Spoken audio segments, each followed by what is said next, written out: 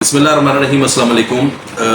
جو civil case عدالت میں فائل کیا جاتا ہے، بارہا یہ سوال آتا ہے کہ کیوں اسی دن جس دن کیس فائل کیا جاتا ہے اسی دن ڈیفینڈنٹ کو بلا کے، جس کے خلاف کیس فائل ہوا ہے مدعا لے کے، اس کو بلا کے تو کیس کا فیصلہ کر دیا جائے۔ کیوں تاریخیں دی جاتی ہیں، ان کا مقصد کیا ہے؟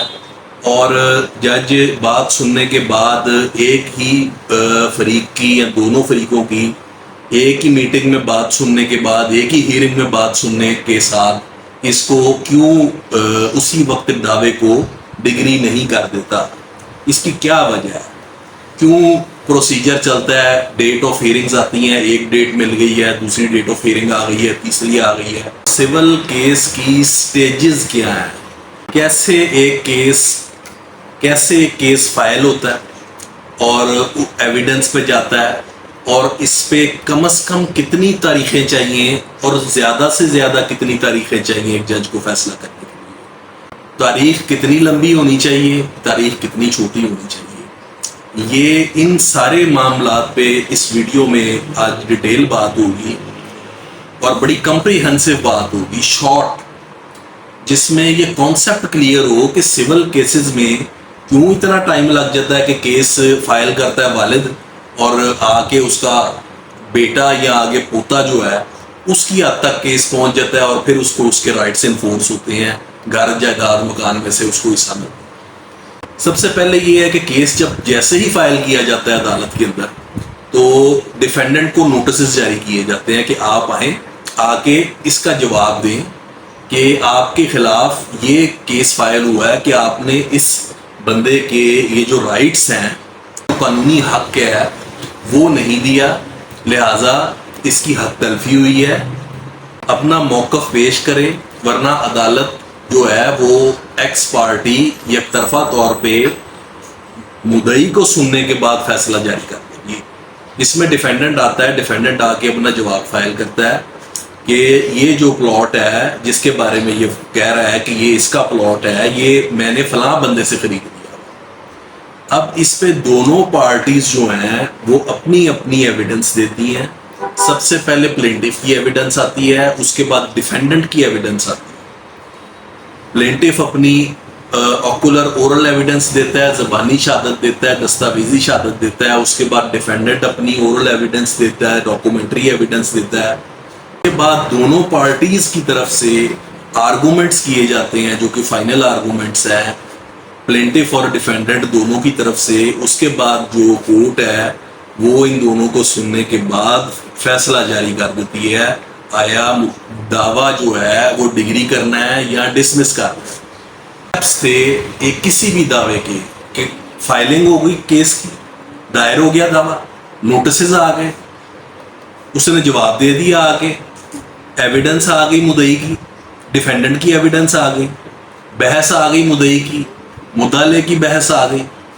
اس کے بعد فائنل آرگومنٹس سننے کے بعد کورٹ نے جو ہے وہ فیصلہ جاری کر دیا۔ اب یہ ٹوٹل 6-7 سٹیپس بنتے ہیں جن کی ڈیٹس آف ہیئرنگ دی جاتی ہے، کہ اسی وقت کسی بندے کو بلانا، کیونکہ سی پی سی کے تحت کسی بھی کورٹ نے، پاکستان کی جو سول کورٹس ہیں انہوں نے سول پروسیجر کوڈ کے تحت چلنا ہے، جس میں کہ سمننگ کی جانی ہے، مدعلے کو بلایا جانا ہے کہ فلاں ٹائم فلاں وقت پہ آپ عدالت میں آپ۔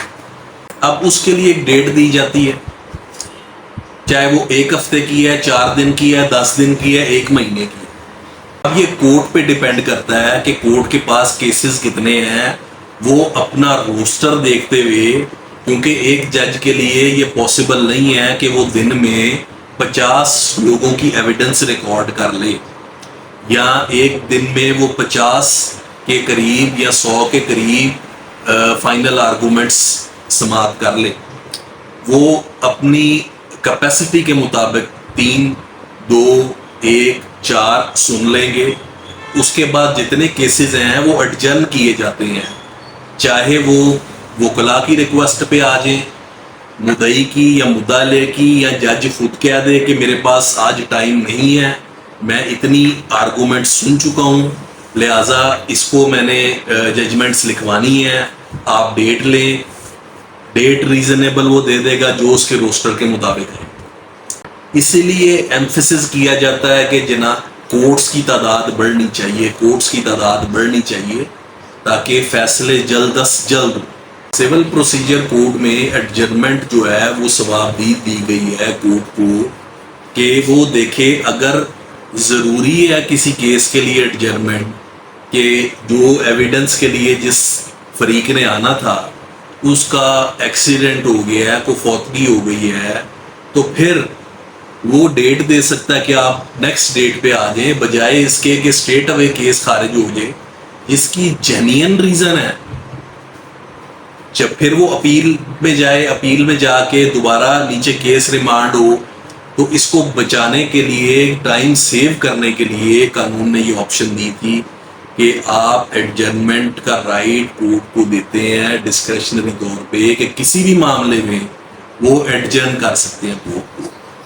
تو ہر سٹیپ کے اوپر ایڈجرمنٹ ہوتی ہے کہ آپ نے نوٹسز میں ایک بندہ پیش ہوا ہے، اس کو جواب کے لیے ٹائم دیا جاتا ہے کہ آپ یہ ود ان 15 days فائل کریں، ود ان 1 month فائل کریں. اب ود ان 1 month آپ نے فائل کرنی ہے ریٹرن اسٹیٹمنٹ کسی بھی سول کیس میں. تو سول کیس میں جو with in 1 month return statement file کریں گے آپ، اسی لیے جو فیملی کا قانون ہے، فیملی کورٹس کا قانون ہے، اس میں اس کو ریڈیوس کر کے 15 دن کر دیا گیا. لیکن سول کیسز میں ابھی تک جو ہے وہ 30 دن کا ہی ٹائم چل رہا ہے کسی بھی ڈیفینڈنٹ کو جواب جمع کروانے کے لیے. اور اگر کوئی گورنمنٹ پارٹی ہے، کوئی ڈپارٹمنٹ سرکاری پارٹی ہے، تو اس کو 3 مہینے کا ٹائم دیا. اب لیجسلیچر کا یہ کام ہے کہ آج کل کے دور میں جب آمد و رفت I T sector build up ہو چکا ہے، اس ٹائم کو ریڈیوس کیا جائے. پھر فریمنگ آف ایشوز کے اوپر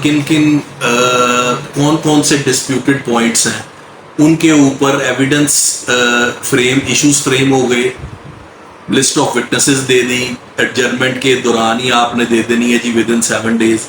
یہ سارا کچھ CPC میں لکھا ہوا ہے. اگر آپ ایک جج کو کہیں گے کہ جی آج ہی آپ ہمارا فیصلہ کر دیں، تو وہ کیپیبل نہیں ہے، لاء کے مطابق وہ نہیں کر سکتا، اس کے اختیار میں نہیں ہے. پھر ایڈجرمنٹ دی جاتی ہے، ایک ڈیٹ دی جاتی ہے کہ آپ اپنی فائنل آرگومنٹس کی تیاری کر لیں دونوں پارٹیز، اور تیاری کر کے تو فائنل آرگومنٹ کریں.